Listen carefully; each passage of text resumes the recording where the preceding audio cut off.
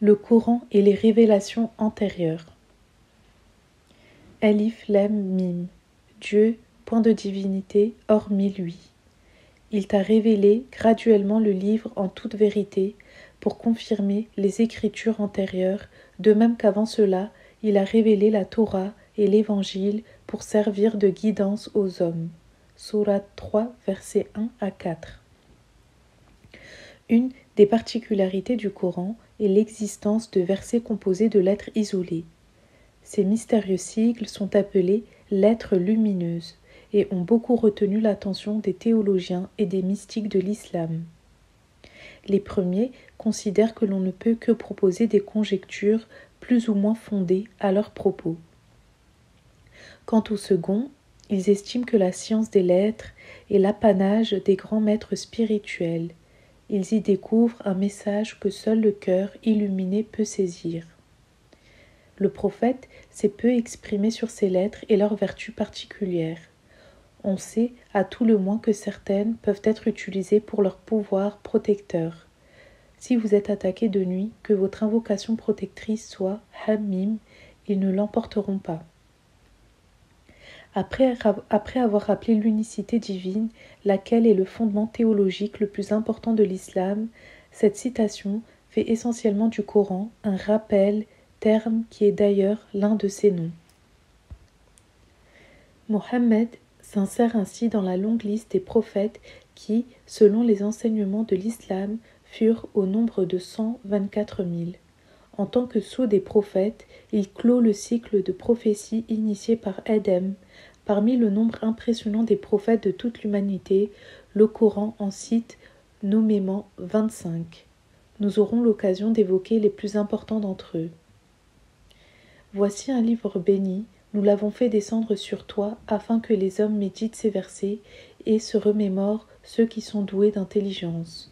Sourate 38, verset 29. Les trois notions clés de ce verset sont bénédiction, méditation et remémoration. Comment s'articulent-elles ? Le caractère sacré du Coran ne découle pas seulement du contenu de ces versets, mais aussi et surtout de son origine céleste. En ce sens, il est porteur de bénédiction, y compris lorsqu'il évoque des choses qui semblent secondaires. Dieu n'est gêné de donner en parabole ni un moustique, ni un être un peu plus conséquent, car ceux qui ont la foi savent qu'il s'agit de la vérité venant de leur Seigneur. Sourate 2, verset 26. La bénédiction, baraka, véhiculée par les mots et les lettres employées, par la révélation, est un influx spirituel qui transcende la compréhension rationnelle et ouvre les portes de la méditation. Par là est rendue possible une anamnèse, un ressouvenir des vérités que l'homme porte dans la subsistance de son intelligence. Commentant ce verset, Tabari insiste sur la capacité du Coran à restaurer la plénitude de l'intellect et à permettre à l'homme de sortir de l'égarement où le plonge son ignorance spirituelle. Le ressouvenir consiste pour l'homme à prendre conscience d'une forme de vérité incluse dans sa propre nature originelle. Fitra, selon les termes du grand théologien et soufi Razali, surnommé la preuve de l'islam. Et nous révélons dans ce Coran ce qui constitue une guérison et une miséricorde pour les croyants. Sourate 17, verset 82. La bénédiction véhiculée par la révélation restaure progressivement la nature originelle de l'homme, laquelle aspire à l'éternité.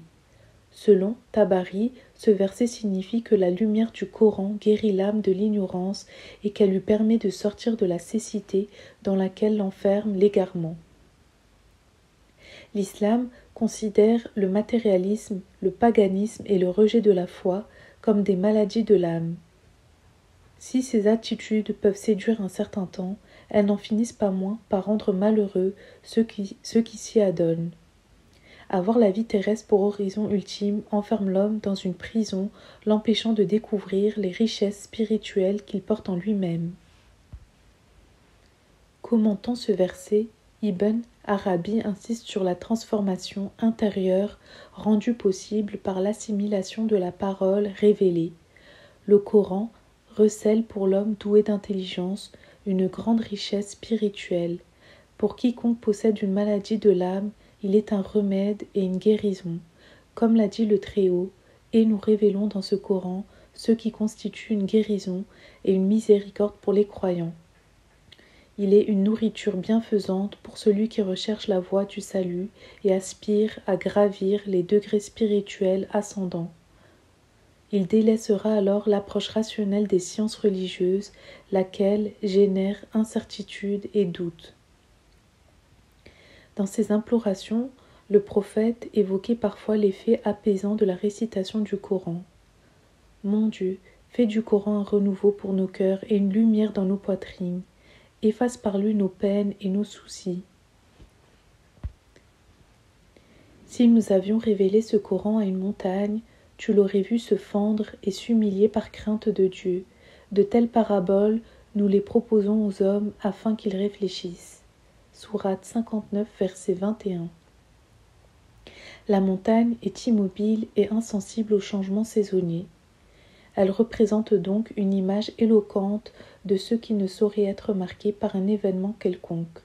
Pourtant, le verset affirme qu'elle se fendrait si la parole divine lui était directement révélée. Commentant ce verset, Razi souligne que certains hommes ont le cœur plus rigide que la roche d'une montagne. Le Très-Haut affirme que si le Coran était descendu sur une montagne, elle se serait fondue malgré la solidité de la roche qui la constitue, et ce, par crainte de ne pas être capable de porter fidèlement la parole de Dieu. Or, la révélation fut accordée au fils d'Adam qui ne l'honore pas comme il se doit. Ce verset se présente donc comme une parabole permettant de saisir la grandeur de la parole divine. Le terme « matal » désigne l'expression symbolique. Par son caractère allusif, cette dernière suggère une pluralité de sens et permet à la parabole révélée de ne pas être tributaire des limites du langage humain. C'est pourquoi le Coran affirme à de nombreuses reprises « Nous avons révélé pour les hommes dans ce Coran toutes sortes de paraboles ».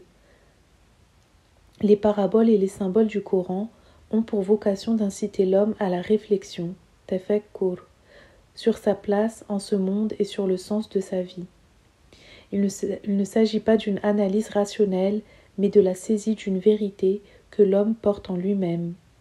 À propos de la réflexion, le prophète disait « Lisez le Coran avec réflexion et tirez profit de ses merveilles. » Par le livre manifeste, oui, nous en avons fait un Coran en langue arabe afin que vous le méditiez. Consigné dans la mer du livre, il est auprès de nous empreint de hauteur et de sagesse. Sourate 43, versets 2 à 4. Dans ce verset, comme dans plusieurs autres, le Coran souligne la grâce liée à la révélation, ayant pris corps dans une langue que les hommes peuvent comprendre. En soi, le livre est une réalité céleste, inaccessible à l'homme. Par miséricorde, Dieu révèle sa parole aux hommes pour les ramener à lui. Pourtant, le sens précis de l'expression « el-Kitab », la mère du livre, semble difficile à cerner. Cette expression apparaît 3 fois dans le Coran et une quarantaine de hadiths y font allusion. Elle conserve malgré cela un caractère énigmatique. Pour beaucoup d'exégètes, elle est une désignation de la table gardée, sur laquelle est consigné le destin de l'ensemble des êtres créés. Dans cette perspective, elle est identifiée au prototype manifeste dans lequel chaque chose est recensée. Selon El-Alusi, cette identification permet d'affirmer que el-Kitab est une désignation symbolique de la science divine prééternelle appartenant en propre à l'essence divine. Cette spécificité du livre saint a des implications spirituelles de première importance. Elle légitime ce que Razali appelle l'ascension spirituelle par la lecture du Coran. Cette ascension n'est autre, pour cet auteur, que la participation du serviteur, dans la limite de ses possibilités, à la connaissance de Dieu. C'est lui qui a fait descendre sur toi le livre, on y trouve des versets explicites, c'est là la mère du livre, et d'autres qui sont équivoques, ceux dont le cœur penche vers l'erreur s'attachent à ce qui est équivoque, car ils recherchent la discorde et sont avides d'interprétation, mais nul autre que Dieu ne connaît l'interprétation du livre. Sourate 3, verset 7. Cette citation établit la distinction classique entre des versets dits explicites et d'autres appelés équivoques. Il semble que l'expression « la mère du livre » possède ici un sens différent de celui de prototype céleste du Coran, tel que nous l'avons évoqué dans la citation précédente. Selon Tabari, les versets explicites sont ceux qui ont trait au licite et à l'illicite, au châtiment et à la récompense divine, dans l'au-delà, aux récits et aux exhortations. Dans cette perspective, la mère du livre est l'ensemble des versets qui concernent tout fidèle et constituent la base de la foi et de la pratique musulmane. Quant au mutashabihat, il désigne pour certains les versets abrogés par des versets ultérieurs.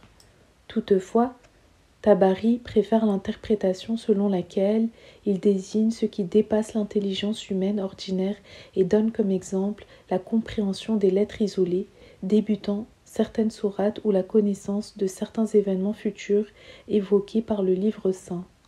Pour beaucoup d'exégètes mystiques du Coran, ce verset légitime l'effort d'interprétation pour une partie du Coran tout au moins.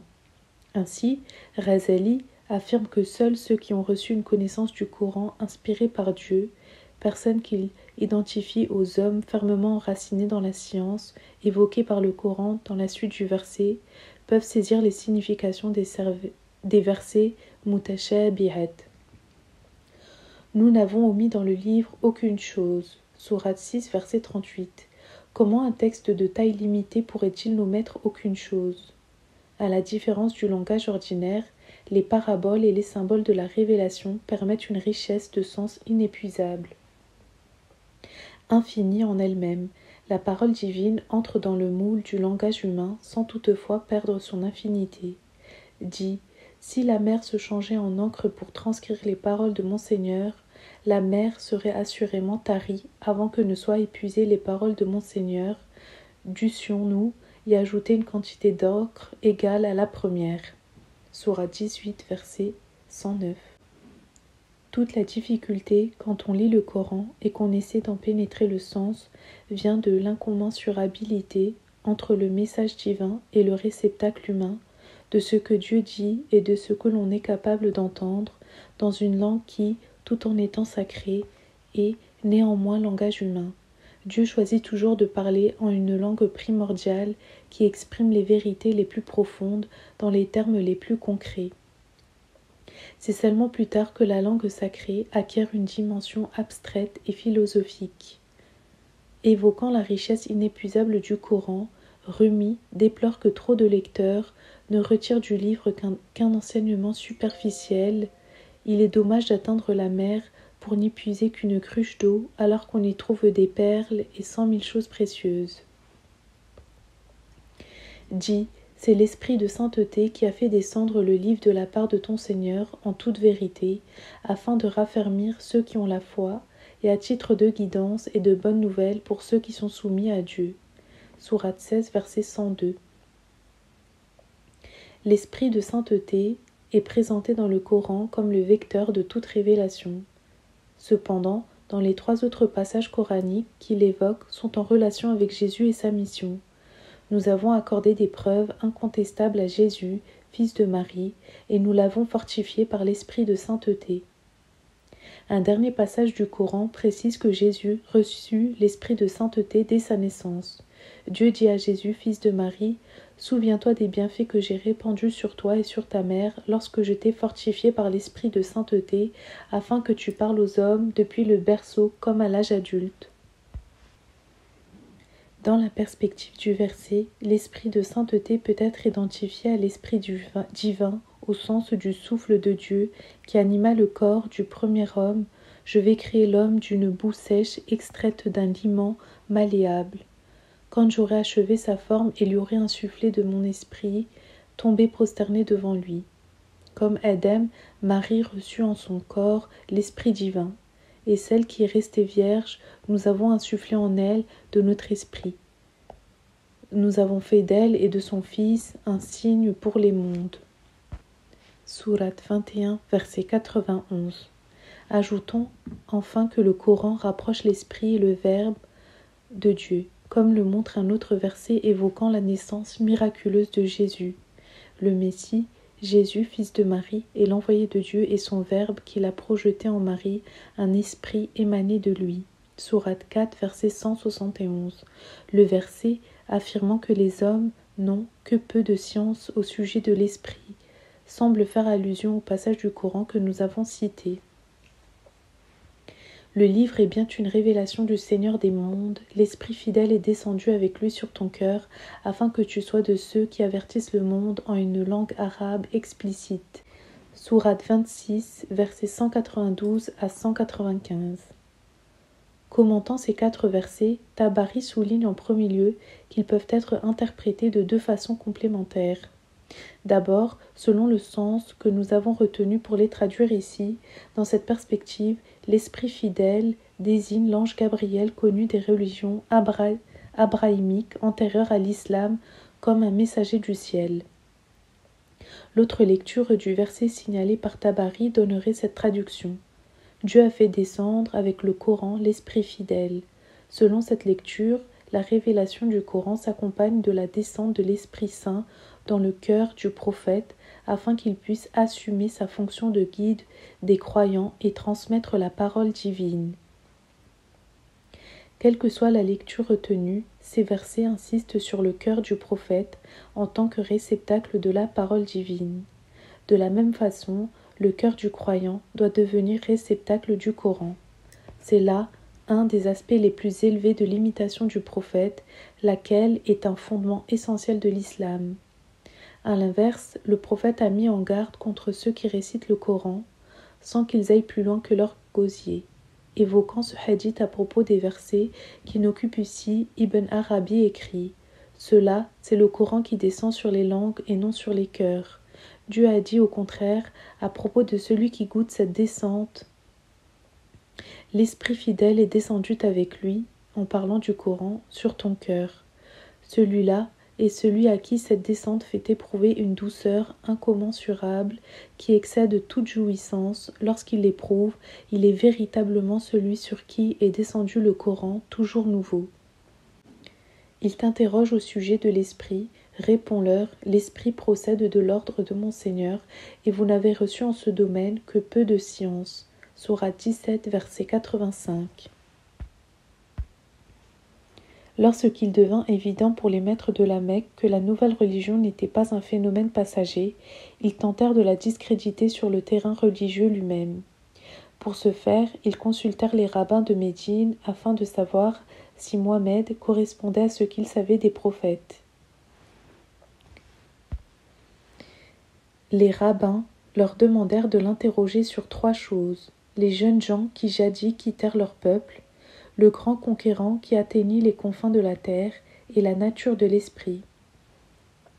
Ils ajoutèrent « S'il vous parle de ces choses, alors suivez-le, car il ne peut être que prophète. » La révélation tarda à venir, mais après un temps de silence, le prophète reçut des versets concernant les jeunes gens de la caverne et leur sommeil miraculeux, qui dura plus de 3 siècles, ainsi que d'autres sur Dhu al-Qarnayn, un grand conquérant chargé de propager la foi en Dieu. Toutefois, la révélation ne donna aucun détail sur l'esprit, se contentant d'affirmer qu'en ce domaine, les hommes ne savent que peu de choses. Selon Razali, le terme esprit, ruh, possède 2 acceptions. La première est celle d'esprit vital. Il s'agit de la force subtile qui anime le corps. La seconde concerne la faculté de connaissance spirituelle présente en l'homme. Cette faculté de connaissance peut être appelée cœur au sens spirituel du terme. C'est cela qu'évoque Dieu le Très-Haut dans ce verset. Il t'interroge au sujet de l'esprit. Il s'agit d'une réalité seigneurale mystérieuse. l'intelligence de la plupart des hommes ne saurait en saisir la nature profonde. Ce Coran ne saurait être attribué à un autre que Dieu, bien au contraire. Il est la confirmation des écritures antérieures et un livre détaillé, ne renfermant rien de douteux de la part du Seigneur des mondes. Prétendrait-il que le prophète l'a inventé? Dit, produisez donc une seule sourate semblable et hormis Dieu, appelez qui vous pourrez à votre aide si vous êtes sincère. Sourate 10, versets 37 à 38. Durant sa mission, le prophète dut faire face à l'hostilité d'un grand nombre des maîtres de la Mecque et à leur incrédulité quant au caractère révélé du Coran. Pour ses détracteurs, il n'est qu'un poète attribuant à Dieu ses propres productions. De nombreux versets témoignent de cette accusation. La réponse de la révélation est un défi lancé aux incrédules, qu'ils produisent donc un discours semblable s'ils sont véridiques. Sourate 52, verset 34. Le Coran se présente comme lui-même comme un miracle à la fois par son contenu et sa forme. C'est la position de l'orthodoxie classique que l'on appelle Ijaz al-Qur'an, l'inimitabilité du Coran. Toutefois, le premier argument que nous trouvons dans cette citation est celui de la continuité entre le Coran et les écritures antérieures. Dans cette perspective, la vérité du Coran n'est pas seulement perceptible dans son contenu propre, mais également par sa conformité au monothéisme abrahamique. Tentant de caractériser le style coranique, S.H. Nasser écrit « Le Coran ne ressemble pas à un texte de haute mystique ni à un manuel de logique aristotéclicienne. Et il n'est pas non plus tout à fait de la poésie. Le texte du Coran révèle l'éclatement du langage humain sous la puissance du Verbe divin. Sous l'effet de cet éclatement dans le langage coranique porte la marque, on sent la puissance du divin, d'où il tire son origine. »